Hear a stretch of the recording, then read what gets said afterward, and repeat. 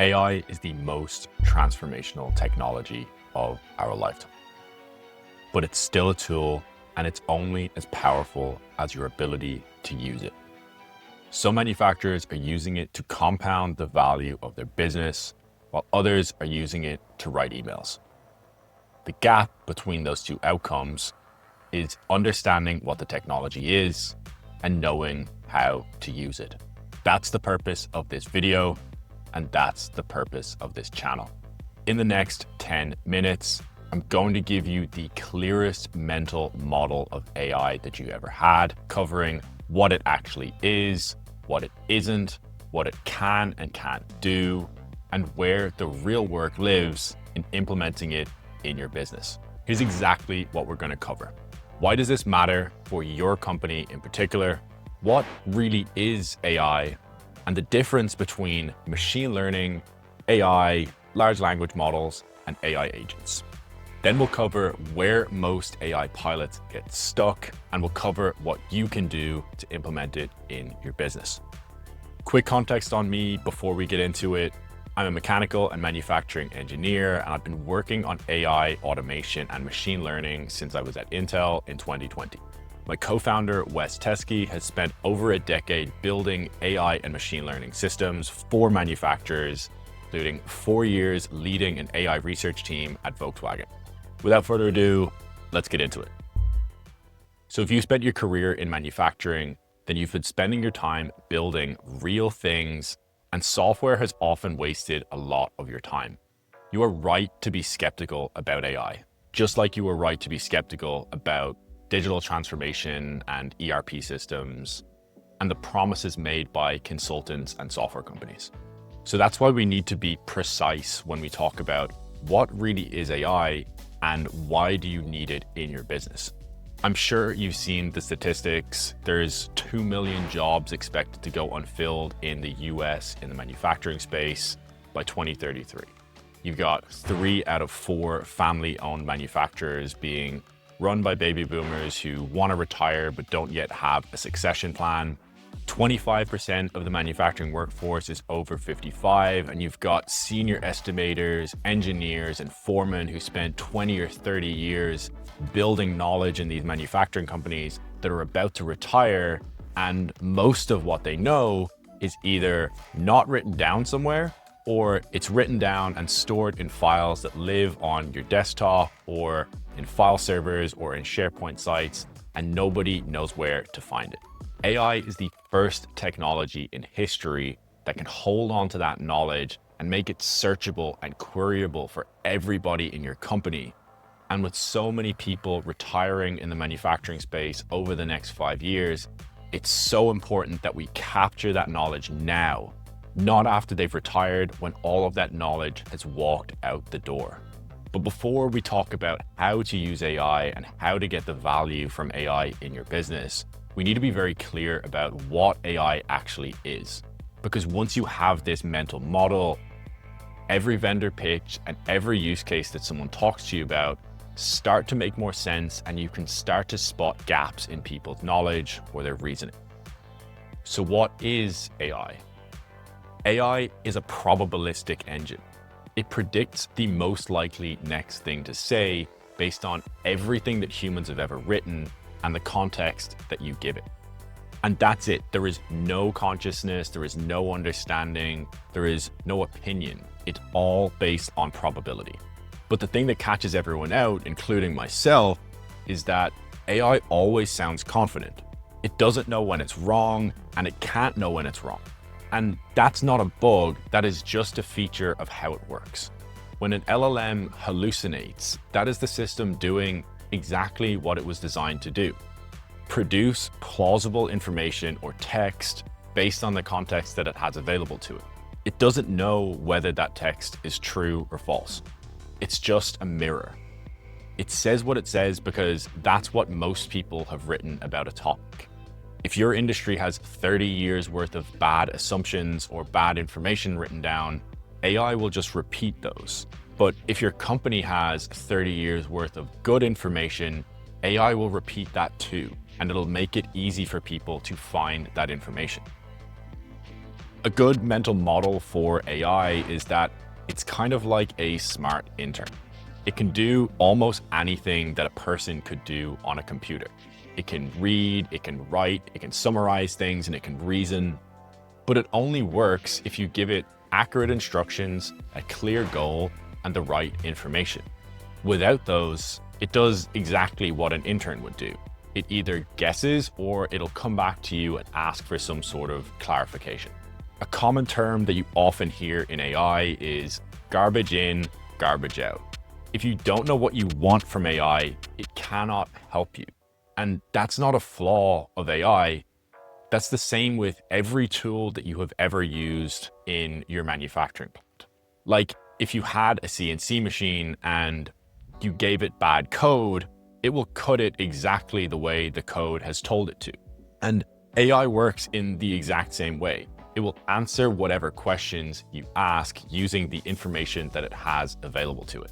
You've likely seen these words used interchangeably in the past. You've seen AI, machine learning, LLMs, and agents. And it's important to understand the difference between these words because it is the difference between a tool that you can use to answer a question versus a tool that can work all night while you sleep. All of this falls under the category of software, but the traditional software that you've used, like your Excel sheets, your ERP system, AutoCAD, all of these systems do exactly what they're programmed to do, and they have a visual interface where you click around, and if it breaks, then you call IT or you call the provider of that particular software. The next three systems, like machine learning, LLMs, and AI agents, these are all bucketed under the overall term of AI. And machine learning systems are the simplest of these systems. They are essentially pattern matching. And with these systems, you will feed them thousands or even millions of data points, and they learn to spot patterns. Examples of these systems would be vision inspection for quality that you would have on the line. You can have predictive maintenance systems that can highlight potential failures within your machinery. And these are very narrow systems. They generally do one thing, and they generally improve over time. Then you've got LLMs, or large language models, and these are a general purpose engine. They're basically trained on everything that humans have ever written, and it's a simple input and output system. So you've got some text in, a text out, or you can have text in and an image out, and they can essentially read, write, reason, or translate information. And an example of these sorts of systems is ChatGPT, which I'm sure you're familiar with, or you might be familiar with Claude. And both of these are LLMs, but they don't actually do anything in the real world. They just respond with information. And finally, then you've got AI agents, which are probably the most misunderstood of all of these. And an AI agent is just an LLM that's been given arms and legs that give it the ability to take action. So they're built on top of the same engine, but you've also given it information, tools, skills, and a goal. And that gives it the ability to actually execute work. AI agents are going to be the most impactful of all of these systems because without agents, AI is just information in and information out. But with agents, you can actually use AI to execute tasks. And this is where the real automation can start to happen with AI. You can see here that the LLM forms the engine of this AI agent.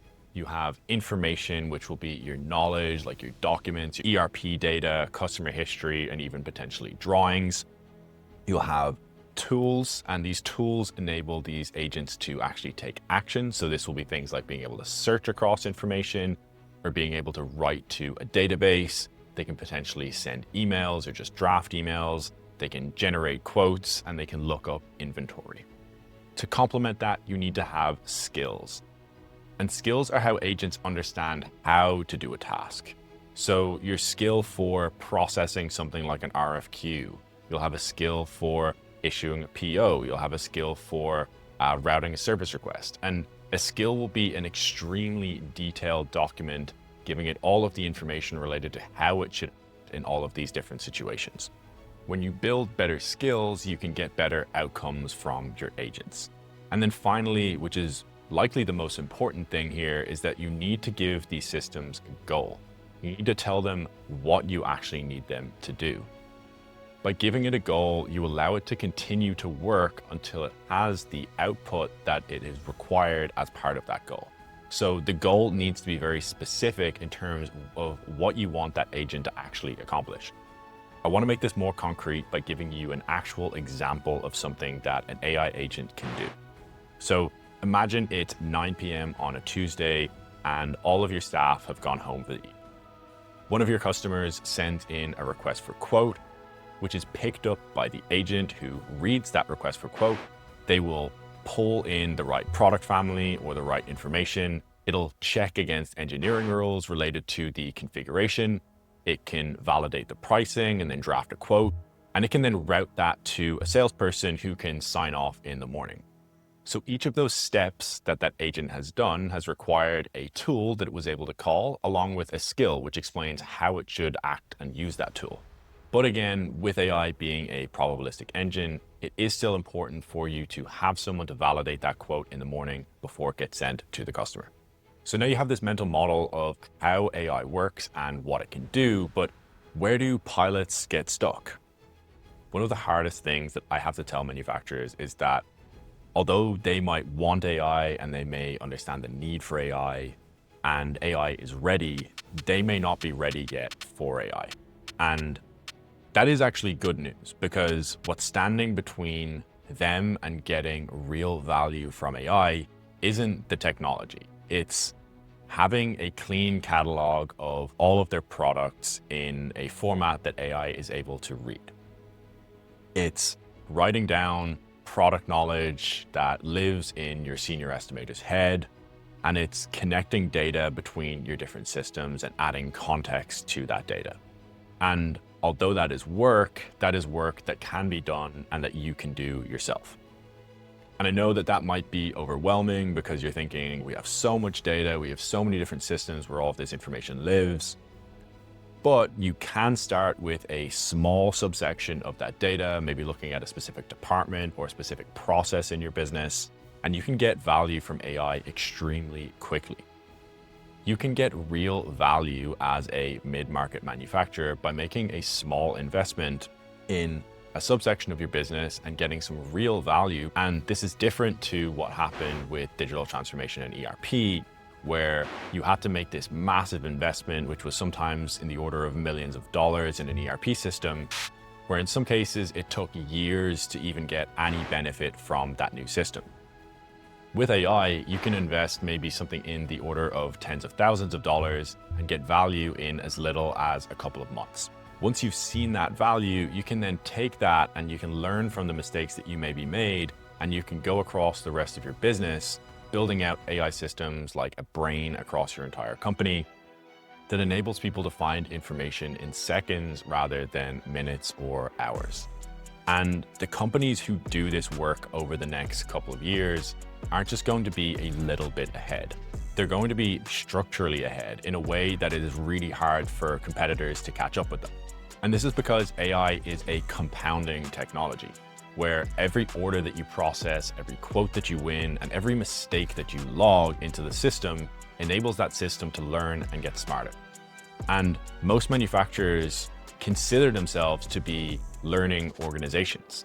They say that they learn from their mistakes, and most do, but the learning often happens in people's heads and is not necessarily documented in processes that are easy for people to find and use in the future. With AI, you can change that and you can move from an open loop system to a real closed loop system where all of the processes and all of the things that happen in your business enable you to learn and get better over time. So this was episode 1 of a series built specifically for manufacturers. And the goal of this series isn't to turn you into a software developer or turn you into an AI engineer. The goal is to give you enough understanding of AI to make confident decisions about how you'll use AI in your business to increase enterprise value and add more value to your customers. This is important because confusion kills speed.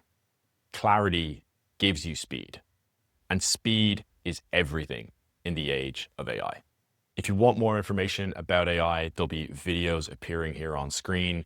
If you got value from this video, please hit the subscribe button or the notification bell next to it so you never miss another video.